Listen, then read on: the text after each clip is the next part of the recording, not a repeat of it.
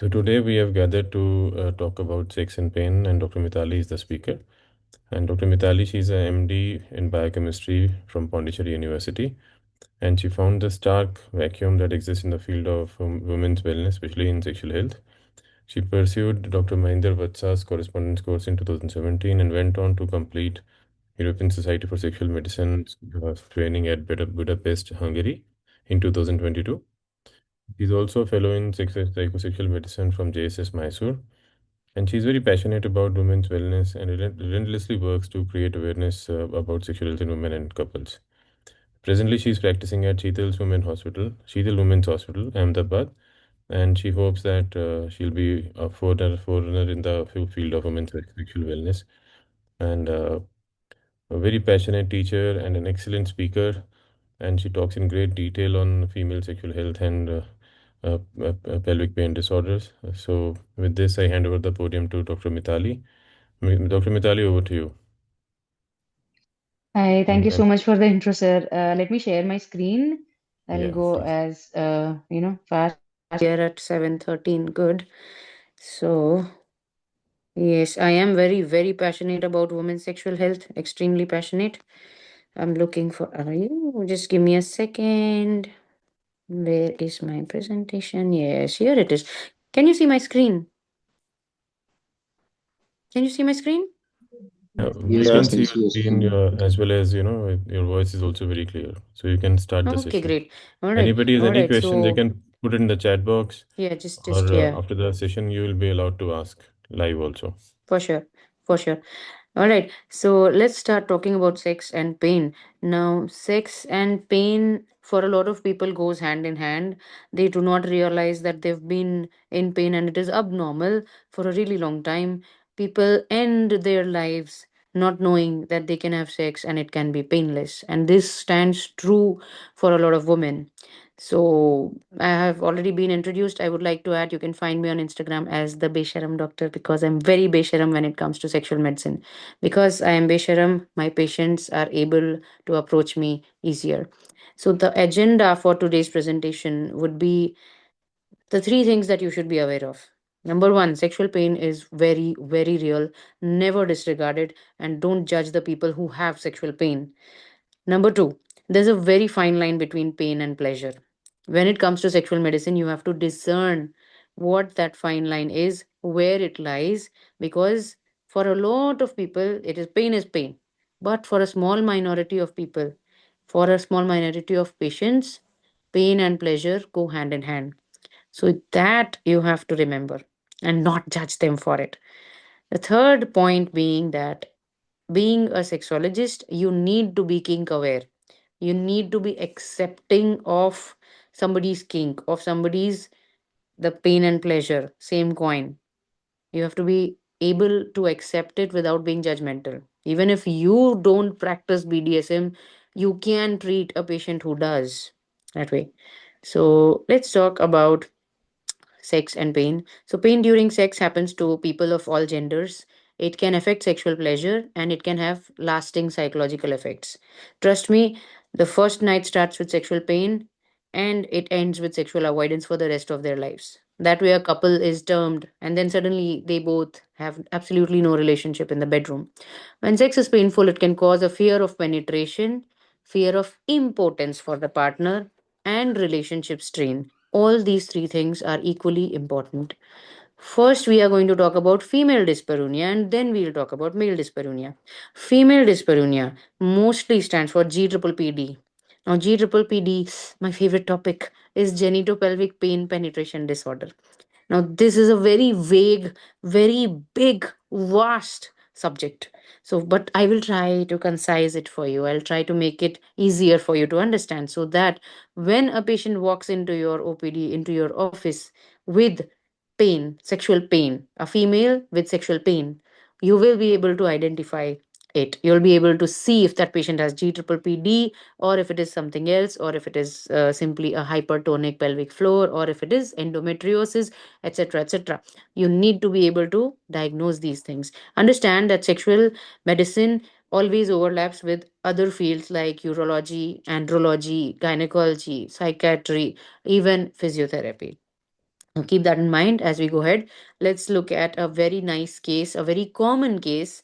Just the details change. I have had this case so many times. Similar, just the details change. So, there's a 32-year-old female. She's highly educated. She's a stay at home mom since the birth of her baby. Earlier, she used to work, not a stressful job, relaxed, but still, after the birth of her baby, she wanted to stay home and care for the baby. It was fine. Active married life of 6 years. Nuclear family, just the wife, the husband, and the new child. She's happy with the husband. He's a very caring and understanding fellow. Now, 3 years back, she had a full term LSCS. Her daughter is 3 years old, obviously.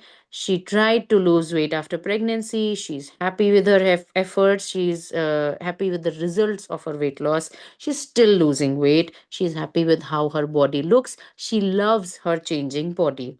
There is no significant medical history. There is no significant psychiatric history. There is no self professed anxiety, stresses, or other abnormal findings that you can expect sometimes. There's no other significant history. Now, what the problem is, unable to initiate sex or enjoy sex due to fear of penetration. This from the perspective of the wife, the female partner. There's a history of postcoital spotting and burning at the 6 o'clock position at the entry of the vagina. This is the vagina. This is the 6 o'clock position here, right here at the 6 o'clock position. There's a split. There's postcoital spotting. There's burning. And this happens at the entry of the vagina immediately at penetration and onwards. Now, this settles in a day or two, but for the day or two that it's there, she feels burning at the split during urination. She feels burning when it comes in contact with water, with semen. She even feels it split. She feels it splitting at tearing when she's trying to defecate, when she strains too much.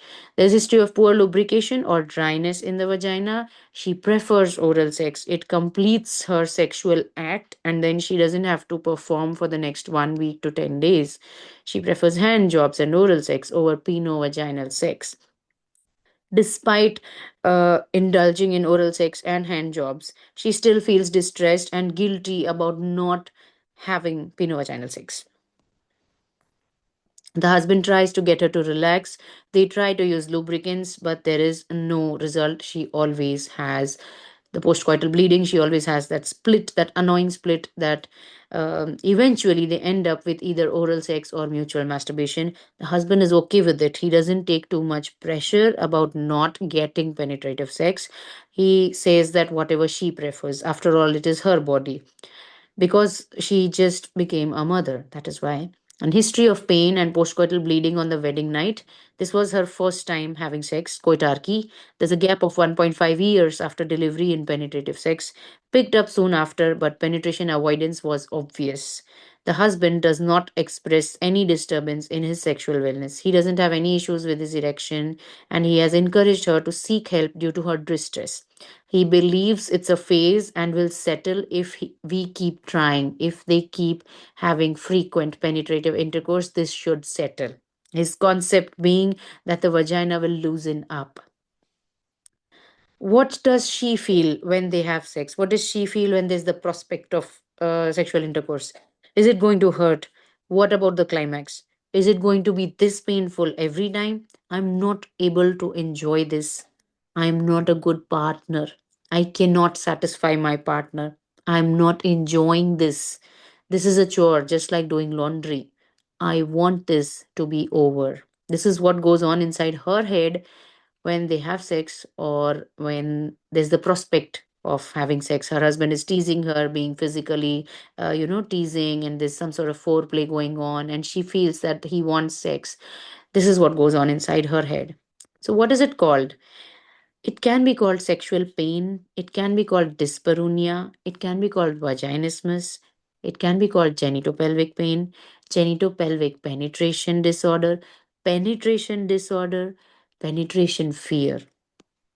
Then, sexual pain in particular. Sir, just give me a moment. Sarpreet, Thank very you. nice presentation.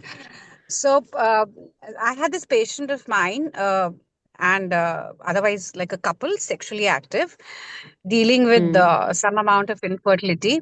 And Okay. suddenly they come up with, a history where the patient says that she suddenly post abortion she started feeling a lot of pain, and Mm-hmm. during Okay. intercourse, especially during penetration, post penetration. Mm-hmm. Uh, Mm-hmm. what I could kind of guess was, because there were no physical findings, there were no findings on Mm-hmm. clinical examination, was Mm-hmm. probably it was prolapsed ovaries, because the position of the uterus was a little Okay. anteverted, probably like that, or Mm-hmm. mild Okay. endometriosis. Okay. Were the two things. I Mm-hmm. think, but eventually it got all right, because Okay. she's now pregnant, and yeah, Okay. pregnant post an IVF, although, but Okay. Okay. yeah, I just counseled her, Mm-hmm. and probably just I don't. So, So but good. yes, this is an issue which I think You does saw come it up in our after practice. an MTP. Yes, yes, and then Mm-hmm. I was Yes, also it's a so common. little like perturbed what to do, and how to counsel. So I think, Yeah. yeah, I Oh, hope I the session, totally understand that. yeah, Yes, yeah, of course. yeah, Of course. for us. Thank you. Thank you So, so much for what sharing what that. would you And suggest? yes, the thing is, for a lot of women, Mm-hmm. they don't realize that a DNE, curating, or MTP, or abortion, even if it is with pills, sometimes it can be a traumatic experience for the body. They don't realize it. And there is always a psychological background. There's almost always a psychological background associated with having undergone that process. So it can trigger a hypertonic pelvic floor. I'm assuming this is what could have happened to her sometime after Mm-hmm. pregnancy. And this hypertonic pelvic floor, when the pelvic floor is just kind of contracted, it's in tension, and that would create problems when they're trying to penetrate. It would create problems when they're trying to have foreplay. And also the hormonal background of a post, not partum, but post abortion picture, it could also contribute, for sure. It could also contribute, but I'm glad she had you to counsel her and tell her, like, to guide her. I'm glad she had a pregnancy, if, regardless of whether IVF or whatever, but that's a really nice thing. So good, she goes on with life. If she comes back to you with sexual pain, I hope this talk helps you. It is not the treatment part is not very discussed here, because it goes into a lot of detail with the etiology and the pathophysiology of sexual pain. But if you join the course, you'll know more. But yeah, I hope even if you don't, you see this presentation and you see how common it is, and that you've done a good job of counseling her. Good job. And we shall continue, because thankfully the slides are in order now. And thank you so much for discussing this with us. Thank you. All right. Thank you. So yeah, does somebody else want to talk? Shall I continue? Mitali, just to add that Dr. Rupali is one of the very renowned consultants, IVF consultants in New I Delhi. have heard her Practices at name. I Apollo of have heard Advanced. her name. Yeah. I have heard her name. We're happy to Thank you have her so with much, us. ma'am. Yeah, I know. Mhm. Me too. I was Thank also you. I'm excited honored, to Dr. see her Sagar. name. ठीक है. Thank you Thank so you. much. Thanks a Thank you lot. so much, Yeah, Dr. Rupali. All Thank you. right. So let's continue. And so, what does sexual pain do? A woman has sexual pain, and it's going to reinforce. I say reinforce because it is a repeated feeling. It is repeated reinforcement at every single penetrative act. It is going to reinforce feelings of insecurity, shame, guilt, apprehension, and fear. Now, apprehension and fear are one of the heaviest feelings that come into picture here. Other than that, the shame and the guilt is basically because I'm not doing my wifely duties. Everybody else does it. Why is it hard for me? And stuff like that. Insecurity, rarely, that my partner will find someone else. I'm not a suitable partner. I'm not a good enough partner, etc. Okay. Now, according to the Diagnostic and Statistical Manual of Mental Disorders, DSM 5, there have been changes from DSM 4 to DSM 5. The thing is that you will need to know DSM 5, 4, and 5 if you consider the psychiatry aspect of it.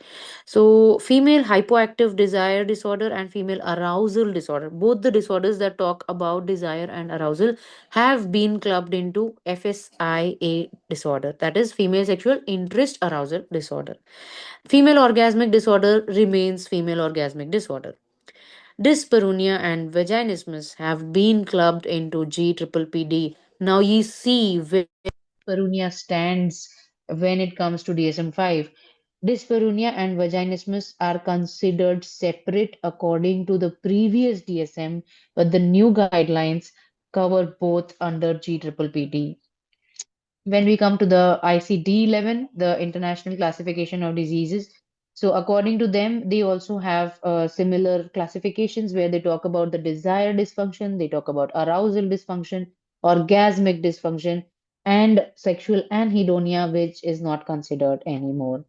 A separate class exists for sexual dysfunction, which is associated with pelvic floor prolapse. And yet another exists for dyspareunia and sexual pain penetration disorder, which again is similar to the classification of DSM-5. The last part, when we talk about dyspareunia and vaginismus, both are related to penetration. Now, GPPD, let's talk exclusively about genitopelvic pain penetration disorder. So you must remember the four T's: the tough, the tender, trepidation, and tightening. Now, tough would mean persistent, recurrent difficulties with vaginal penetration. Tender means marked vulvovaginal pelvic pain during vaginal intercourse or penetration attempts, even attempts, not just penetration, even attempts. Okay. Then trepidation, marked fear or anxiety about vulvovaginal and pelvic pain in anticipation of, during, or as a result of vaginal penetration. Tightening, marked tensing or tightening of the pelvic floor muscles during attempted vaginal penetration. Here, I do not say not just attempted but also full penetration, because this tightening or tensing of the pelvic floor will not allow penetration. Now, what does this cause? It causes symptoms for at least 6 months. Now, we are talking about the classification. We are talking about the things that allow somebody to be diagnosed with GPPD. So, what do they need to be diagnosed with GPPD? The symptoms, the TTTT, have lasted for at least 6 months. There has been significant distress, again, 6 months. Symptoms are not better explained by any other non sexual disturbance. It has been causing significant relationship problems, and this is not attributed to the effects of any substance or any other medical condition. All right. Then we have the cycle of pain. Now, a lot of psychiatrists and psychologists would understand this. So let's start with the genital excitement phase, or let's start with foreplay. And there's foreplay and the woman is not turned on, and because she's scared, there's fear in the background, there's fear in the background. They try, there is pain experience. She starts catastrophizing as in when they start penetration, when they start foreplay, she starts, oh my God, it's going to hurt, it's going to bleed, it's going to pain, it's going to be burning, I don't want this. Somatic hypervigilance, she's actively going to be contracting her pelvic floor. She's going to be wanting to avoid the entire experience. Negative emotions and fear. Fear, remember, fear is such a major pillar of GPPD. There is penetration avoidance, hand jobs, blow jobs, sexual avoidance. There's pelvic floor hypertonicity, even in the absence of sexual activity. Genital excitement is impaired, there is low lubrication, the body does not want to accommodate penetration. That is the fear, that is anxiety, and that is the cycle of pain. And this gets reinforced every time these people try penetration. All right. All right. So when we talk about the descriptive types of sexual pain, so based on duration, it could be acute, it could be chronic. Based on location, it could be entry, that is superficial, or it could be deep. Based on situation, it could be situational or generalized, also called as global. Now, entry dyspareunia, as you can see in the diagram, it happens more at the entry, the extroiters, the entry, obviously. The when the penis is trying to penetrate, when the penis or a toy or fingers are trying to penetrate, the burning, the pain, the sensation, the fear for the pain, the sensation of pain is going to be at the entry. Deep dyspareunia allows penetration, but afterwards it becomes painful. When it's deep inside, deep dyspareunia is more common when there are ovarian cysts, when there is endometriosis, and many other medical gynecological conditions. Entry dyspareunia is something we see more commonly as sexologists. Now, what causes sexual pain? If you look at the root cause, if you go in depth with this patient, you'll see there could be a history of sexual abuse or trauma. This I've written as the first cause because this is very important. You have to look at it, you have to ask, you have to ask. There's stress, there's fear, depression, there is guilt, there's anxiety around sex, the myths and misconceptions. Oh, what if I become pregnant? I already have two children, but we have no family planning. The anxiety around sex. No, what if I get infected? What if my partner gives me an STD? Why is he not using a condom? With condom, there is no pain. Without a condom, suddenly there is tightness, there is pain, there is burning. That is situational. It can happen depending on the mindset of the personality. Emotional instability, strict religious upbringing, and inhibited sexual upbringing. The effects would be psychological, there would be pelvic cramps, there's reduced interest and desire, there are arousal issues. Arousal issues, as in poor lubrication, the genitals not being willing to accommodate and not elongating and not arousing, not getting turned on. The burning and the pain, depression and anxiety, it will complicate depression and anxiety. Hypervigilance to pain, negative body image, and low self-esteem. Next, treatment is it takes a lot of time, it is very extensive, and it is very variable depending on the patient. This treatment is very, very patient guided. So there's CBT. What is CBT? Cognitive behavioral therapy. Okay, EDMR, MBCBT, guided imagery, lubricants and couples therapy is most commonly used. Information, giving information, telling them the right anatomy, sexual education itself helps a lot. And pelvic floor muscle exercises. Now you must know what to do for a hypertonic pelvic floor and what to do for a hypotonic pelvic floor. You can't advise all patients, chal bhai Kegels kar le. You can't do that. Kegels is, yes, Kegels is important. Yes, it's very, very important. I know I work in a women's hospital. We talk about Kegels every day. But when it comes to sexual medicine and sexual pain, do not sing about Kegels. Find out what is going to help your patient and then go from there. So they can explore sexual positions. There is the treatment of vaginismus, which by itself is a whole other process. Changing emotional responses to fear and to penetration. Individual counseling, one-on-one counseling, couples counseling, and if the partner is not ready, then just counseling with the patient. And then involving the patient's partner, because it is important to tell them that you have to be gentle and it will take time and you have to put an immediate stop to penetration. Then comes therapy and then comes step by step, eventually leading to penetration. Let's talk about male dyspareunia. This was all about female dyspareunia. I wish I could talk more. I could talk 10 hours about female dyspareunia, about GPPD, but this is a demo class and I have other things to cover. So we'll talk about male dyspareunia. Now, male dyspareunia is not the most common complaint that sexologists get from male patients. Now, 95% of online sexology consults are males. There's only 5% who are females.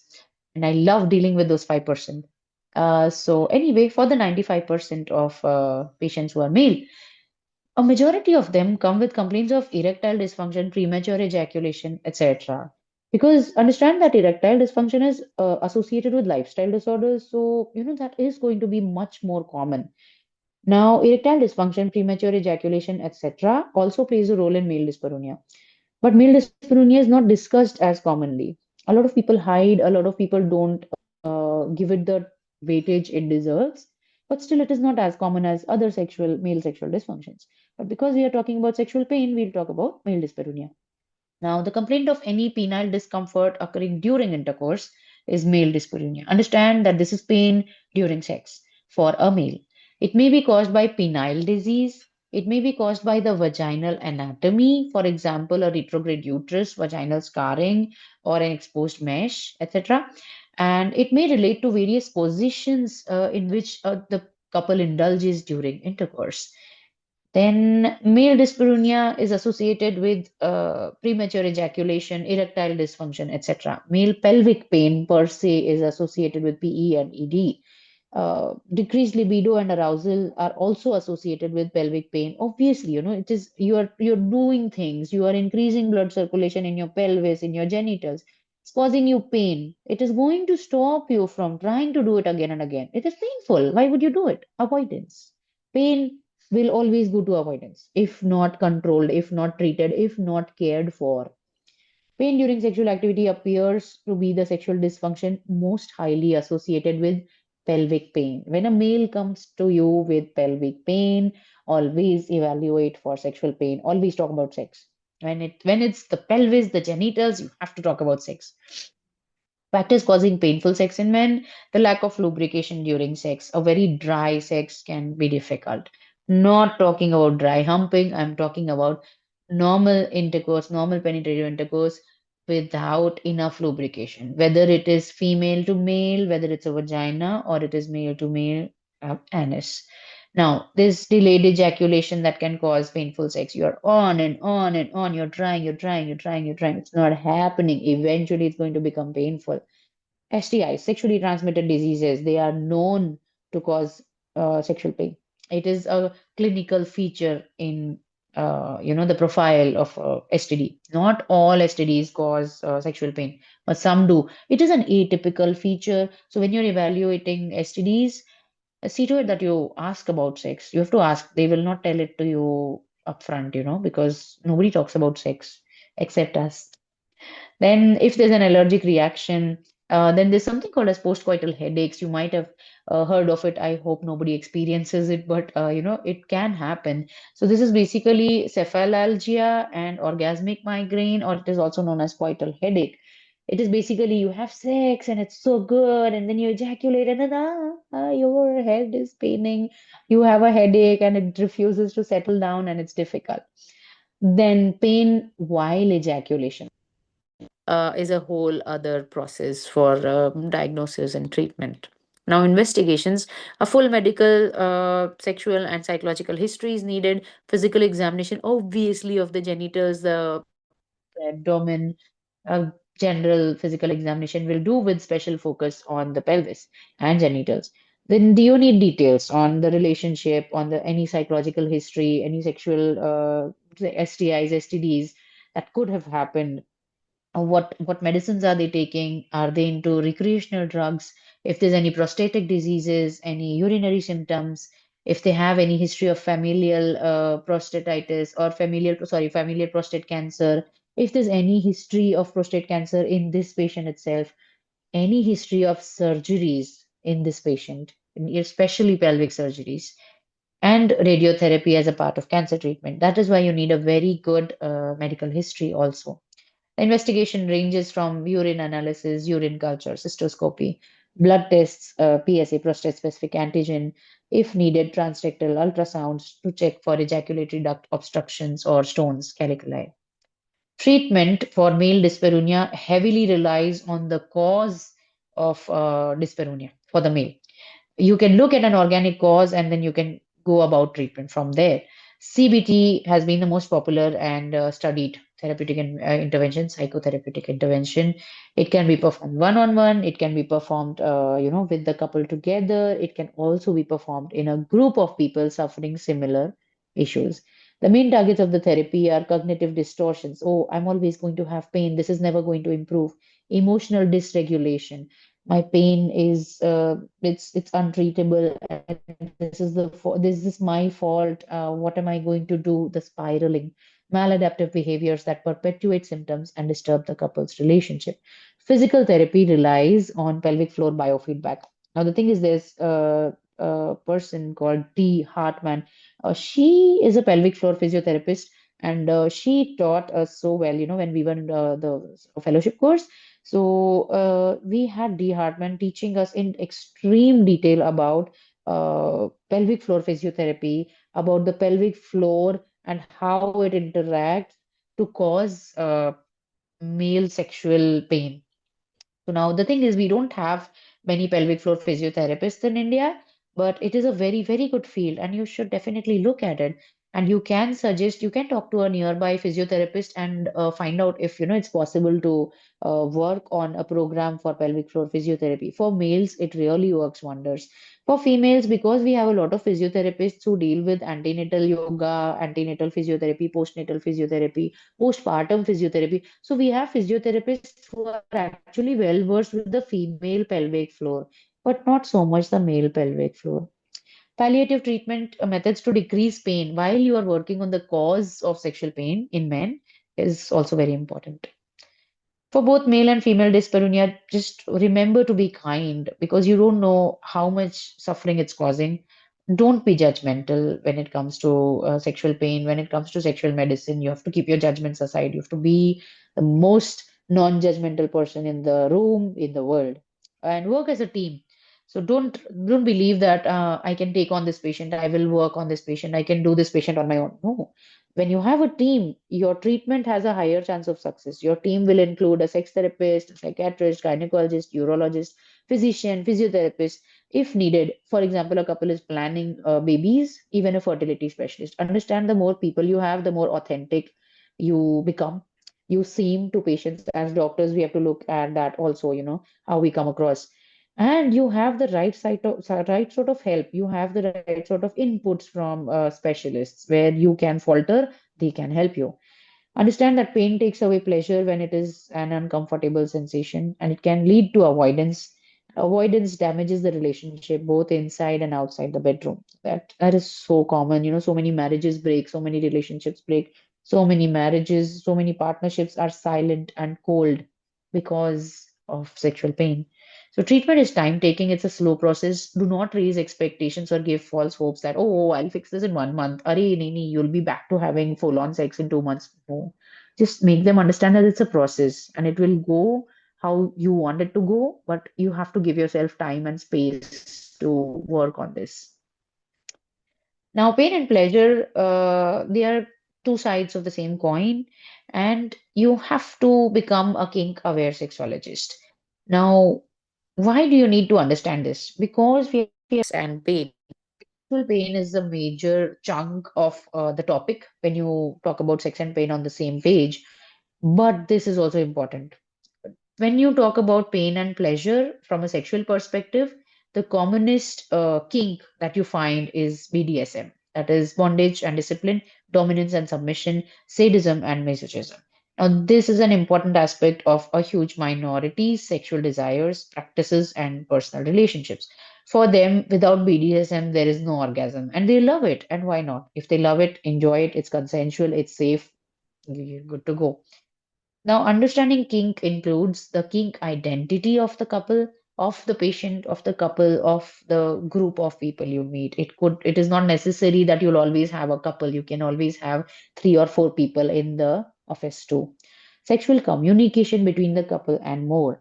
Often what happens is one person wants to be in pain, and when they tell their wife or their partner that I want you to be rough with me, I want you to do this, I want you to tie me up, stuff like that, and the wife is like, what are you talking about? That's pornography. You've learned something bad from pornography. So it is up to us to educate them that no, this is simply kind of role playing, this is simply BDSM, and you explain to them what it is. You explain to them very nicely in a very fun way, but while also keeping in mind that maybe the wife may not open up to it, the wife or whoever the partner is who is not aware of the kink. And then you have to counsel the partner, ki, see, this is how it is, and you have to reach a compromise. You have to reach a place where both of you can enjoy sex. It should not be uncomfortable. It should not be something the other partner does not want with you. So you have to find a common ground. Then you have to create a safe space and understand your own perspectives. For example, every sexologist who talks about BDSM is not into BDSM. So what happens is you have to be okay talking about it, even if you believe, no, that's wrong. That's wrong on so many levels. I don't think so. People should do that. But if there's a kink couple that they want BDSM and you are kink aware and you are a healthy practicing sexologist, go ahead, counsel them. But if you feel that your own perspectives are disturbing the safe space that you've created, that safe space will not feel safe to you either. If you're not okay with, if you're being judgmental or if you feel uncomfortable, it's best to refer them to a kink aware sexologist then. So you understand what is a safe space. It should be safe for the patients, it should be safe for you, and there is no place for judgment from either side. In case you are incapable of the above, the highest form of service we can give our patients is to know when to refer them. So do that, and I think that will help you, regardless of you being kink aware or not. You can be a kink aware doctor too. You don't just have to be a kink aware sexologist, because the people who do this course are going to have exposure to sexual medicine. It's not like you're going to leave your branch of gynecology and suddenly start practicing sexual medicine. This is simply adding to your expertise. This is adding to the list of professional, what do you call it, this is adding to the list of professional benefits that you can offer to your patients. Sexual medicine is important in every field, and I hope you guys realize how this is going to help you. So, had it been our actual class and not a demo session, I would have taken great pleasure in desensitizing you. I do desensitizing by posting really nice, juicy images of couples in various positions, and it's just sudden and stark, and it's a lot of fun, because people are so shocked. What is she doing? And I like doing that, yeah. So this would include sex positions and delightful imagery of kink. This was such a good opportunity to add a few BDSM pictures over here of some fetishes. And you'll also find out, you when you find out, when you meet sexologists, you'll know that we are very weird people. We have a lot of fun discussions. No, I'm joking. We are just normal routine doctors who have some extra knowledge and who are actually very passionate about the work that we do. All of the sexologists that I know, not one of them does not like sexual medicine. We get into this field because we love it, and I hope you also like it enough to get a foundation in this, and this course will help you do that. So Thank you. Mithali, once I was actually, with a sexologist and we had lunch together. So I asked him, sir, how was food? Uh-huh. You know what was his reply? Ah. Oh my god. Orgasmic. Obviously. He said it Obviously, was that so should it be the was high reply. the height of pleasure, so that's what he meant. Food was actually very Yeah, good. yeah. But my reply Oh, would have okay. been, It sir, was it was good. orgasmic from your point of view also. Yeah, you can say that food was good. No, that's good. That's good. That's good. Food was good. Yes. Mm. Achha. So, sir, that is, I stopped Very screen nice sharing. If session. there's anybody who wants to ask me, thank you. Yeah, you can stop See if sharing anybody has any and questions. Yeah, yeah, I've stopped, sir. let me see the chat box. Yeah. So there is nothing in the chat box. So you can ask live, you can unmute and you can ask questions. There's a WhatsApp group which you are already a part of. So you can put your questions in the WhatsApp group. You can ask them now. That's the best opportunity. And today is the last day. We'll close the registrations. Will be some people have requested that they are going to register tomorrow. So it will be open Mm-hmm. for them. So till maybe around 2 o'clock, we will be closing at 2 o'clock, the registrations. So you can visit the website and you can you know, try to register. So Mitali, any case you would like to discuss? Any weird Yes, thing I or have any another interesting? case. Yeah. I think it is very common. It is very common, especially from a gynecology perspective. And I am still talking about sexual pain. Like Madam said, so sexual pain after abortion, after delivery is common. But I did not find any difference in sexual pain after LSCS or after normal delivery. It is said that, because of the episiotomy scar, people can have sexual pain, people can have dyspareunia after normal delivery. It is also said that after LSCS, the vagina has not loosened up, so you'll have sexual pain after LSCS. I don't know where this information comes from. I do see that after an episiotomy, if it has not healed properly, if it has scarred abnormally, it is going to cause dyspareunia because of the location. You can simply help the patients by advising them lubrication, advising them positions, etc. And another thing is, we always look at the position of a uterus, antegrade, retrograde, and you should also look at a history of painful periods, dysmenorrhea. Women who had dysmenorrhea when they were younger tend to have hypertonic pelvic floors and are more amenable to developing sexual pain. So teaching women how to relax the pelvic floor, now Kegels is teaching you to contract everything, so teaching them to relax the pelvic floor is equally important, and none of us are doing it. Nobody does it. Not one patient knows how to relax their pelvic floor. For that matter, none of us know how to relax our whole bodies. We just can't. But I think that is something we, as yeah,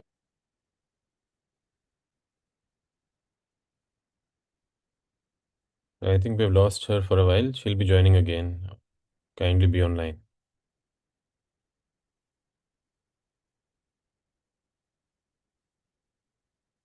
yeah. So that is something we can look at. Mithali, we lost you for a while. We're talking about the Yes, I relaxation. Yeah. understood that. So can you Yes, just no, that explain is. I again was what? just saying that pelvic floor relaxation is important. Is important. So that is all that. Yeah, I was just concluding. So, So, wait. as far as I understand, the relaxation will start after contraction only. So once you contract only, then you have a feeling of relaxation. You can't just, Mm. admire or appreciate relaxation till the time you Yes, contract your yes. pelvic floor. So I think that's part and You parcel of the know how to same contract. key. Very right, Yeah, very once right. you contract and then you feel relaxed afterwards. Mm-hmm. So it's part and You parcel of ha- the that's same the thing, phenomena, I when think. even when we talk about Kegels, we tell them you do this. Yes. Yeah. And the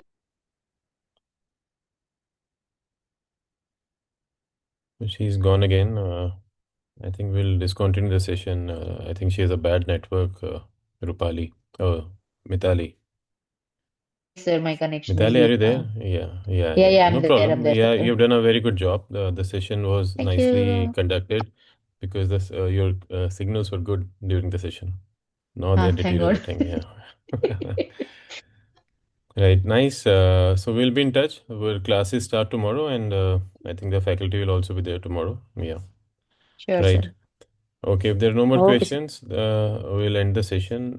So I posted the link in the chat box also if anybody wants to uh, go and register.